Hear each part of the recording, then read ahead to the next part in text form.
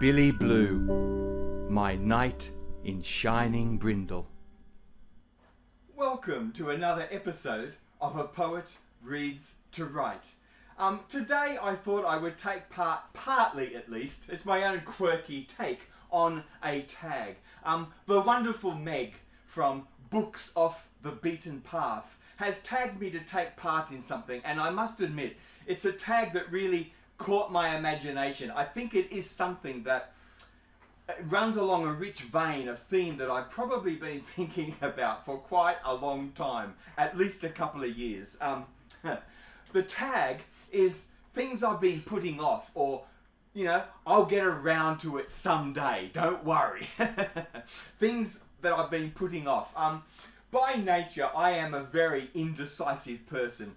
So I am very goal-driven. So in many respects, you know, I am actually very good at setting myself goals, working out what I need to do and getting them done. You know, since I had my really bad breakdown in late 2014, and that was the end of my normal career as an outdoor educator, with camps and sport programs. Since I stopped doing that and became a home-based writer and reader full-time, you know, if I was a really bad procrastinator, I guess that could be a recipe for disaster for someone like me. But in actual fact, it suits my personality down to the ground, just living a very quiet, introspective life, just with me and Billy. And then, you know, when I can see my adult kids and my two grandkids and that wider extended family situation, of course, is very healthy. But working from home really does suit me. So on the one hand, you know, I am very goal driven. I'm very good at getting things done. So I am good at working at home and setting my own goals for my reading and writing and getting things finished, so I have some income still coming in from my essays and reviews and poetry and those sorts of things. But I am also by nature, ironically, you know, despite being very goal driven and a bit ambitious, I guess, too, for what I want to achieve with what I've got, I am also a great procrastinator. So I can be someone who's very good at putting certain things off, particularly if they revolve around a life decision, something which is monumental, important. Anyway, I'll get onto that soon. One of the things I've been putting off that I know I will get around to is Clarice Lispector. Emily from the Linguist Library. Oh my goodness, Emily, I owe her so much. I love her channel. I get so much from watching her really in-depth videos, and she's done a lot of promotional work now on Clarice Lispector and got me very, very curious. So you can see I bought myself quite a bundle of books here, and I am still putting this off, but only until Christmas, New Year. I am the eldest of 6 in a very large extended family, and I do find large extended family gatherings difficult. I love my family to bits. I really do. I'm the only one, in fact, who's ever moved away from home. My whole extended family, cousins, nephews, nieces, the whole works, you know, there's about 100 of them now. They still all live in that sort of Penrith to lower mid-Blue Mountains area. None of them have moved away very far from Mum and Dad, who still live at Blaxland in the lower Blue Mountains, just west of Sydney. I'm the only one that moved away, and unfortunately, I've always done things a little bit differently, much to the concern of my mum and dad and I suppose my larger extended family.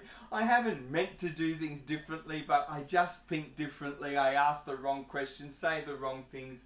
I do things differently. So Christmas, New Year for me traditionally is very traumatic, or not traumatic, it's difficult. I love my family to bits, but spending too much time with a large extended family, though I love them to bits, a large extended family where quite a few of them are mad evangelical Christian Protestant Christian Zionist Trumpers. You can imagine how that washes over with me. And I promise myself to be quiet and not to take the bite. But I'm not always very successful at keeping quiet and not being an argumentative person. And unfortunately, often bickering follows wherever I go, much to my own self-loathing at times. But this year, I live with my eldest daughter and her partner, and one of the things they do is they have this large sanctuary for injured parrots, and my daughter and her partner are going for a long extended holiday away from home between Christmas and New Year, so they need me to stay at home this year to look after all the parrots.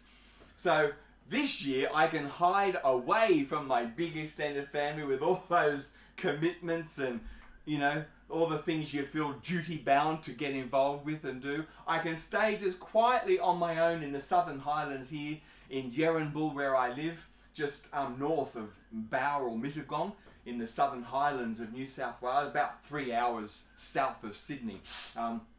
I can just stay quiet here this year and just be on my own and just look after myself. I think it's partly why Rhiannon, my eldest daughter, and her partner felt it was the time to go. They knew I would probably appreciate the excuse to have to just hide away and be on my own. So I've promised myself this year, between Christmas and New Year, what I'm going to be doing is reading Clarice Lispector. So my first video of next year will be my big Lispector video. I'm so excited. I've got some things planned for this.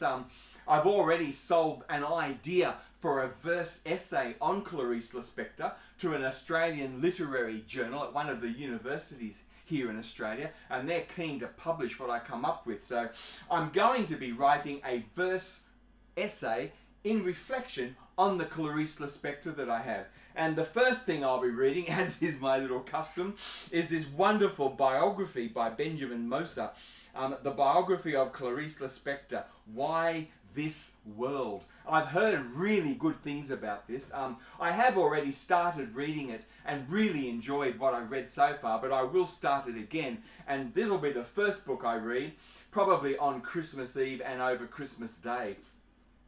And then I've got a whole lot of novels. They're only, you know, nice paperbacks from Penguin Classics, so they've got beautiful covers. They open lovely in the hand, so they'll be a good reading experience. So I've got, you know, Near to the Wild Heart, A Breath of Life, Hour of the Star, Agua Viva, Meg, I don't know how to pronounce things either, you see. Agua Viva, there you go. And then An Apprenticeship, or The Book of Pleasures, and The Passion According to G.H. So between Christmas and New Year, this year, I'll be hiding away in this little tiny home with my gorgeous Billy, and I will be reading Clarice Lispector, starting with the biography by Moser and then getting to the novels and short stories. I'm really looking forward to it. I am very excited about discovering another really rich Jewish voice who, along with people like Virginia Woolf, you know, James Joyce, all these sorts of people, really developed this stream of consciousness as a really important way for the narrative writer, the novelist, to hone their craft. And I'm really excited about discovering Clarice Lispector. So that's Christmas, New Year, and it will become my first video of next year. And I can't wait to share the verse essay that I come up with after I've published it with that university journal. The other things that I've been putting off, you'll be wondering where I'm going with this. Those of you who have watched quite a few of my videos, you probably think I'm a mad Marxist atheist or something. I am far from that. I probably, if I had to describe myself, I guess I would describe myself as a Christian agnostic. I'm certainly not an atheist. Religion has always been a really, really important part of my life. You know, growing up, it was the central foundation of our whole family life, I guess. And one of the, you know, we had this, and as I said, I was the eldest of 6. So we had a very busy, hectic dining room table. And at breakfast, we would all gather and have, share breakfast together. Always would start with a prayer. The day would start in prayer before we ate anything. And then, there was the mad, hectic rush of breakfast and everyone getting off to their workaday lives after that. But one of the people who was always at our breakfast table was my pa. This precious old man who I just loved to bits. Pa was my dad's father. Pa's grandfather had been the first rabbi and cantor of the great synagogue of Sydney, the Rabbi Aaron Alexander Levi. And it was always hoped, actually, that Pa would follow suit because he had a bit of an academic bent, and it was always hoped that he might follow his grandfather and become a rabbi as well. But unfortunately, Pa grew up in a family that was... it was really an Oliver Twist type story. Unfortunately, Pa's father was a very violent drunk, and he caused a lot of problems in the home until he eventually deserted the family home, and he went up to Newcastle somewhere and started up afresh again up there, deserting the family. And of course, back then, at the very early 20th century, there were no social benefits or no government to, lend a helping hand to help families in need.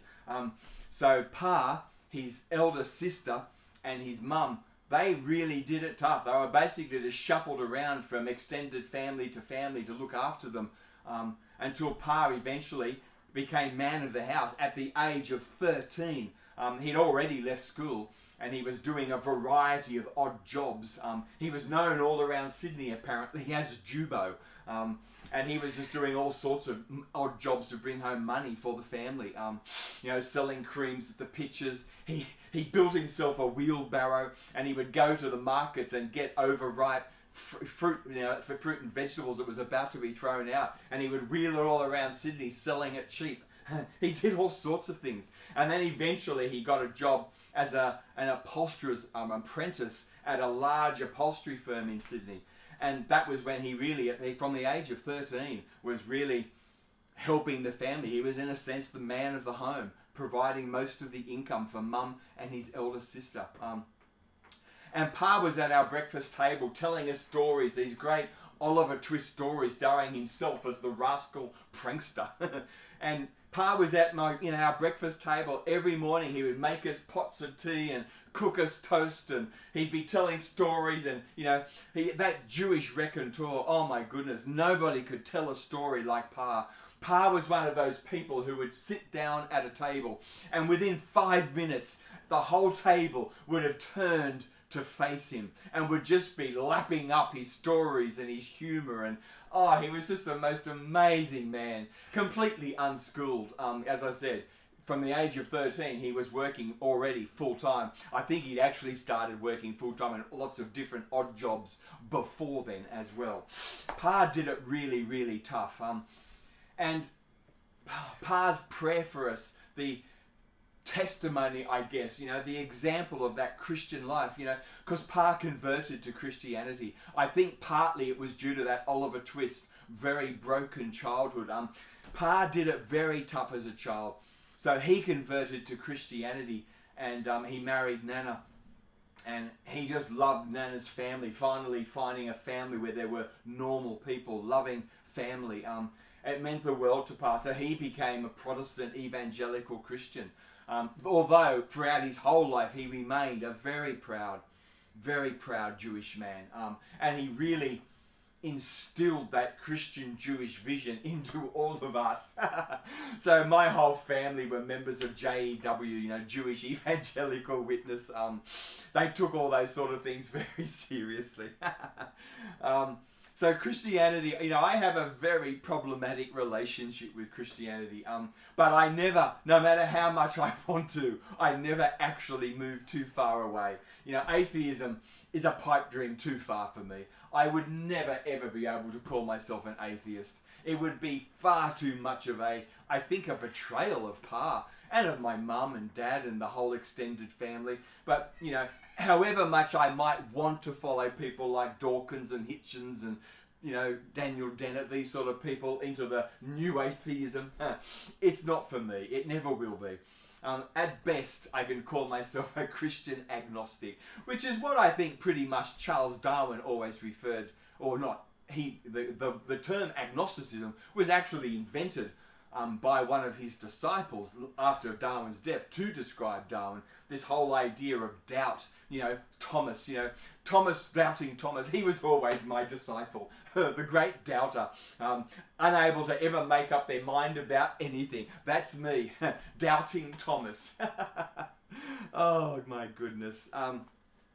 But yes, at best I'm a Christian agnostic, but my heart often, I go through these cycles where my heart softens and softens and softens, and I can feel the lure, the magnetic draw of that Christian childhood, of my Christian faith. I go through these cycles. I don't know what it is, every 7 years. I don't know what it is. It might be more frequently than that. I go through these cycles where my heart becomes very soft, and I feel once again the draw of the Christian faith. And yes, for me, the Christian faith is always going to be mildly heretical. I'm never going to believe in the whole package.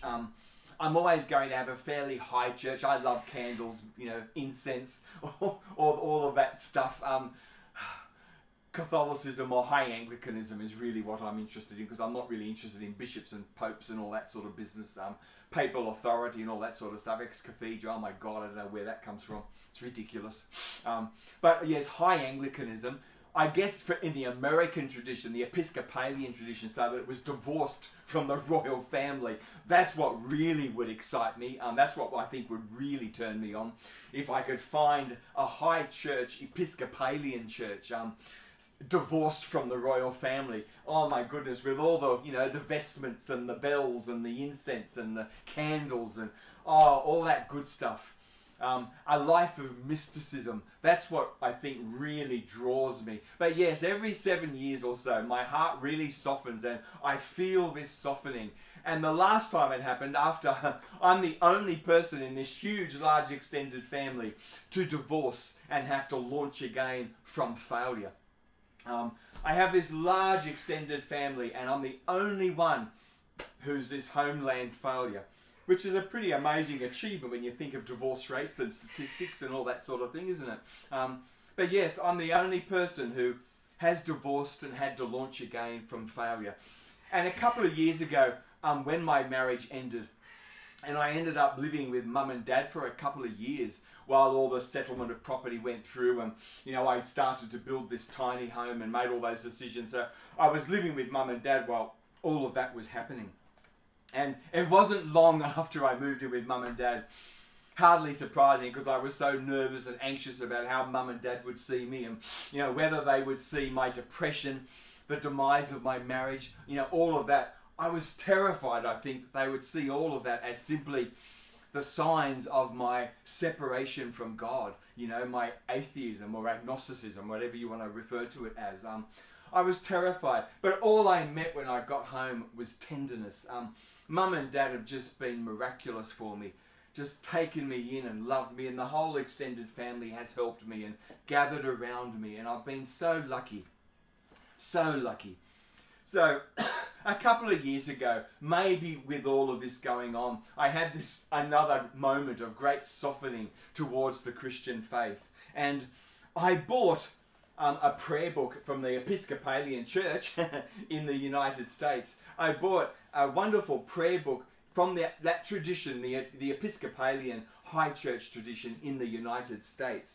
And then I bought these little books as well, the Book of Not So Common Prayer and a concise history of the Book of Common Prayer. So I knew what I was getting myself into. But then, of course, rubbling along in the background was all this stuff about Trump and the Christian right endorsing Trump. And so while I had this real softening of my heart and I could really feel myself wanting to embrace my Christian faith again, and I really, really felt soft towards it. And I bought these things and I had every intention of learning how to use the Book of Common Prayer and to begin, a daily prayer routine and to return to that Christian faith.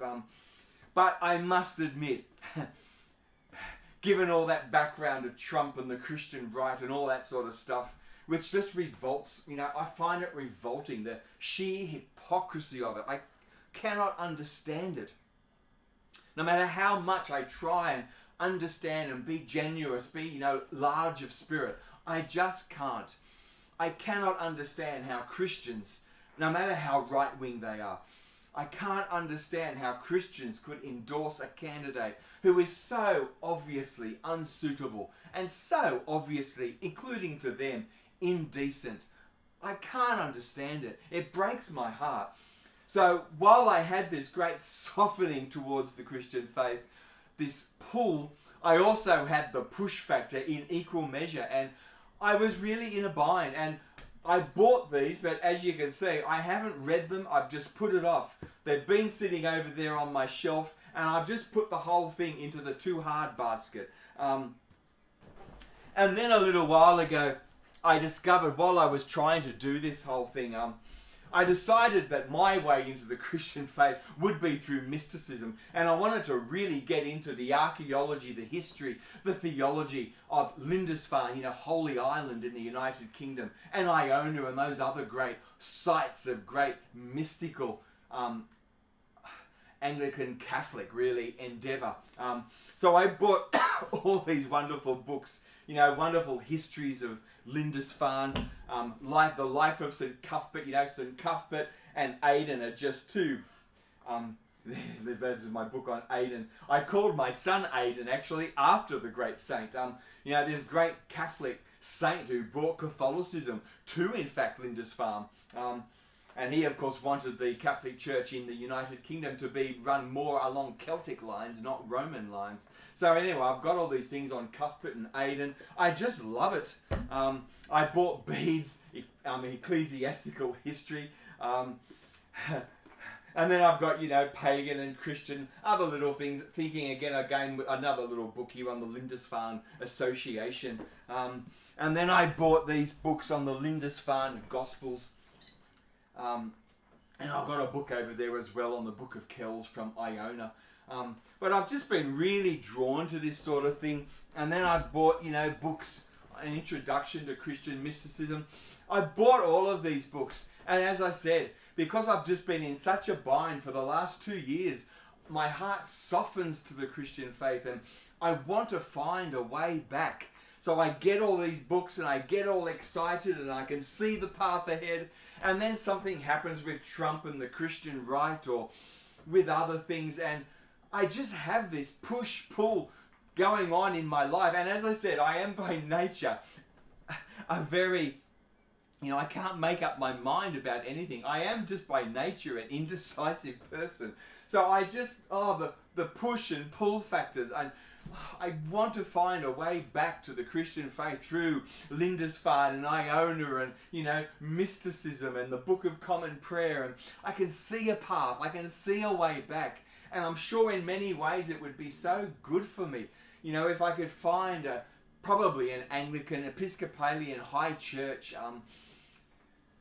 with all the bells and whistles and candles. It would be so good for me. I think I need that centre again in my life. I've moved away from the Christian faith now for so long. I need to find a path back. But as I said, while the pull factors are so strong and I just feel them in my consciousness, in my head, the pull factors are equally there. And of course, we're now in the, another presidential election, aren't we, where Trump is possibly once again going to steal the election. You talk about steal the election. The Republican Party knows how to steal an election. I find the whole thing so despairing. American democracy, it used to be the light on the hill, wasn't it? It was the beacon for everyone to follow. But now, I find American democracy despairing. I don't know. So I was on all these push and pull factors, and then I discovered about 12 months ago, I really was, I've always loved BookTube actually for several years. I never thought I would have my own channel. I never thought I would work out how to do the technology. But about 12 months ago on BookTube, on YouTube, I discovered this wonderful Anglican priest called Malcolm Guite. And a lot of people have discovered him. He's quite a BookTube or YouTube phenomenon now. Every video gets, in several thousand views. He's quite the phenomenon. He's, I think, now a retired Anglican priest. And he does a lot of poetry. He writes a lot of theology, prayer, all sorts of things like that. He's in many ways, he loves C.S. Lewis, Tolkien, Owen Barfield in particular. So I think Malcolm Guite sees himself pretty much as a contemporary member of the Inklings. He has that beard, he smokes a pipe, and he's, the retired vicar.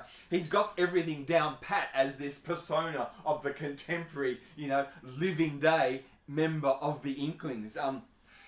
And 12 months ago, I discovered his channel. So I started buying all these books, 7 whole days, a book of poems. And then I've got little things like this, which are sort of like, I suppose, contemporary,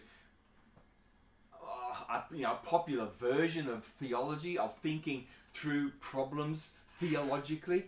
This one is about the imagination, I guess. And, I've got all these. This is a beautiful little book, again, a little book of theology, thinking about problems theologically. In the Anglican Times in the United Kingdom, he wrote for many years, apparently, a little article that was in the back of the paper, I think. I've never seen it in the paper, of course. But then they were all collected. It got so popular, they were collected together into these 2 books, as you can see. Heaven in Ordinary and In Every Corner Sing.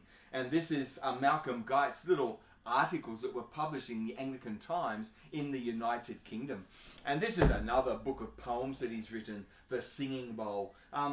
It's not really, as poetry at least, it's not really my cup of tea. I like some of his poetry. I think some of it is a little lacking in imagination, in that real forcefulness, why does it need to exist in the world? And he has an ear which I think is a little too worked upon by wanting to work in rhyme and meter. And unless you are a Coleridge, I don't think rhyme and meter suits many contemporary poets, many contemporary voices. It's a very hard thing to work and make feel fresh and natural. But anyway, this is a collection of poetry, and I think I would enjoy it. A lot of these books by Malcolm Guite, unfortunately, again, I haven't actually read many of them. I've bought them, put them on my shelf, again, in my softening of this heart back to my Christian faith. I thought Malcolm Guite would be another way back for me. I could feel myself soften, and I just loved watching his new video every week, and he's always discussing some aspect, on the intersection between the arts, poetry, and his Christian faith and theology. And he worked very much as a contemporary member of the Inklings. He also recently did this great biography of Coleridge, Mariner, and this is a book I've read. I really enjoyed reading this. It's a quirky, interesting biography. In many ways, what you end up with is a picture of Coleridge as a low church Anglican. He's an evangelical, good Protestant Christian man. So it's really interesting. But I did enjoy reading it. It was a lot of fun. I've always loved Coleridge, the Rome of the Ancient Mariner. Oh my goodness. I've got that incredible, the illustrated edition of that poem with the Gustave Doré woodcuts engravings, and oh my goodness, what an experience to read the Ancient Mariner illustrated by Gustave Doré. Oh, it's just absolutely miraculous. So yes, Malcolm Guite. I've been wanting these ways back, and as I said, I just have this constant bind, this pull and push factor. Every time I feel my heart softening, whether it's through Malcolm Guite or through mysticism, through Lindisfarne, Iona, I find myself, softening, and I want this way back, and I can feel it would be really nurturing. It would really help me. I need this center in my life again, I think. But then I have the pull factor, the push factors, of Trump, the new right, the Christian right, all this sort of stuff. And I just feel in such a bind. I'm in a muddle. I can't find a way through. And then recently, I again felt my heart softening. Philip Goff, this wonderful philosopher in the United Kingdom. He's a philosopher I've always loved. he particularly developed an idea around panpsychism, that, consciousness is ubiquitous. It's everywhere. There's idea going back to Bertrand Russell almost, that even, that all matter is in many ways built of small, electrons, and every electron, every small aspect of matter is in fact conscious. So it's hardly surprising for them that our brain is conscious, because it's made up of cells of matter that is conscious. So I find panpsychism, it's a really hard thing to explain actually without sounding completely new age and ridiculous. Which is why I think people like Philip Goff, they like to trace a pedigree back to Bertrand Russell to make it sound at least plausible. And Philip Goff has done a lot of work with that great English fantasy writer, Philip Pullman. And I've watched some beautiful conversational videos between Philip Goff and Philip Pullman, where they're talking about the dust in his dark materials and whether that's a type of panpsychism in the way that Philip Goff imagines the world. And it's really interesting stuff. So anyway, only was it this year, I think it was, Philip Goff announced he was an atheist philosopher pioneering this work in panpsychism. He's one of the most important philosophers of this panpsychist movement. This way of, describing consciousness, making sense of consciousness, trying to define what it is and where does it come from, how does it work. We all know what it is to be conscious, to be the I in our own feature-length motion movie. We all know what it is to be conscious. It sounds astounding that people can't say where it came from, what it is. How does inanimate matter all of a sudden have the lights turn on and become conscious? Because the brain is simply cells. We don't think of necessarily of the knee or a toe or a finger being conscious, do we? And the brain is simply made up of similar types of living matter and cells, and yet somehow this consciousness gets turned on. What is it? Where does it come from? So panpsychism is a vision that I've really enjoyed reading for a long time. I love it. But I also love Philip Pullman. I just think that his dark materials, it's a fantastic multiverse to spend time in. But Philip Goff announced this year only that he'd actually become a Christian.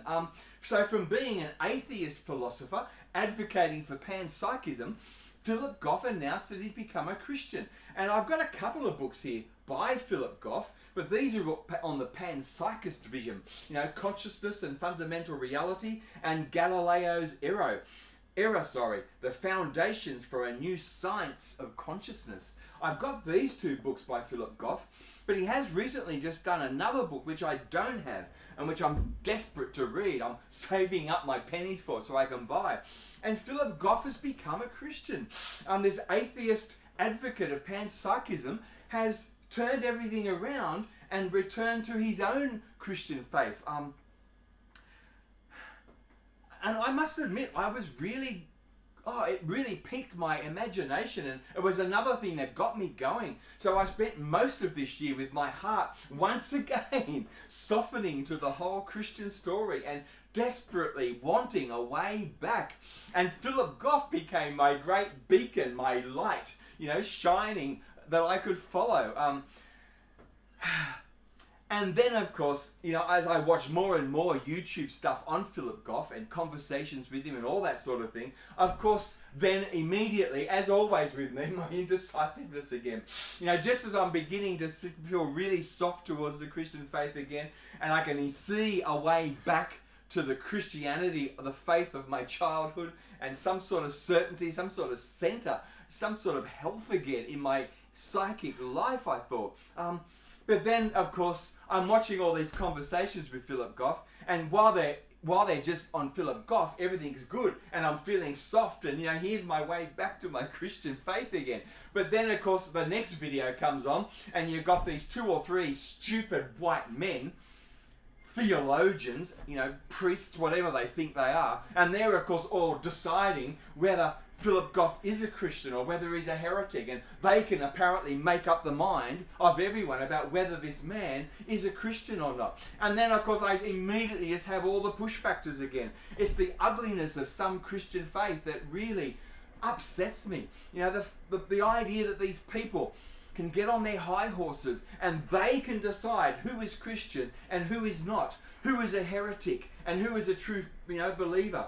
And this great philosopher, Philip Goff, this young bloke, because he's a lot younger than me, this young bloke who's just doing his best to philosophically, make sense of the world around him.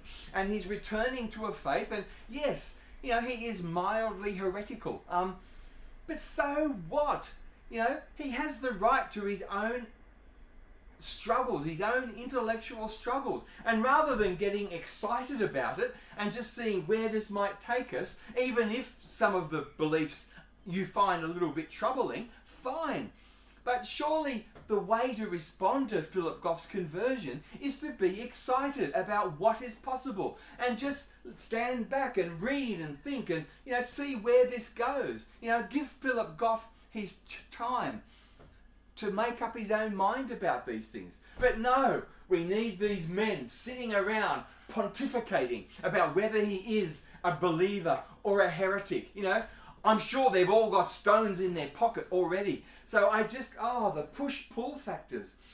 Every time I have a way back, they get these push factors, and the ugliness of the Christian right. It really, really upsets me and makes me anxious and very worried because, of course, that is my family background. Most of my background is actually in the Christian right. And even though I moved right away from that as a very young adult, and I've never found my way back, but it is, where all of my extended family still are. It's all very difficult, isn't it?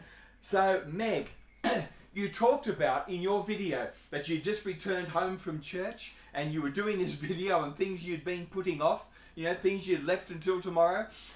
So, you were coming home from church and you got me thinking about all these things again, things that I have put off. I bought all these books on Iona, Lindisfarne, mysticism. I've got all this stuff by Malcolm Guite. I'm really looking forward to getting this book that Philip Goff has just done this year, where he sets out some of the philosophical underpinning for his movement back to faith. I'm really excited about getting that book and spending time with it. Philip Goff interviews really well. If you want to get some YouTube, which is really, really exciting, the Malcolm Guite stuff and the Philip Goff interviews, I would really recommend them. Philip Goff and Malcolm Guite, but Philip Goff particularly. Wow, he's a great person just to sit back and listen to talk, and he interviews really, really well. A very articulate, intelligent, deep-thinking young man who, I'm hoping I can get over the obstacles of the Christian right, and I'm hoping I can find my own path back to some type of mildly heretical Christian faith. Please, if I do find a way back, let it be as a heretic. I do not want to get back as a evangelical Protestant Christian. I want to be a heretic. I want to be left alone to struggle with my own thoughts, to have these terrible push-pull factors. But hopefully I can learn one day to have all this indecisiveness, all this push-pull a little closer to the Christian faith of my childhood. We will see. Hopefully these books, all my Malcolm Guites and all these books on mysticism, Iona, Lindisfarne, medieval saints, Bede's Book of the Ecclesiastical Church. Hopefully these are things that I will soon actually read, and that they will give me the type of nurture, the sort of faith that I'm really hankering for. I need something in my life, I think, that is certain. I need to get those connections again with Pa, who passed away, of course, 20 years ago. But I want to get that connection again, that spiritual connection back to Pa. And I know it would mean so much to my mum and dad if I stop being this wicked backslider. They don't think I'm wicked, but you know what I mean. I wish that they wouldn't have to see me as a broken backslider. Let's put it that way. That's a little more nice. It would mean so much to Mum and Dad, particularly Dad, if I could find my way back to a Christian faith.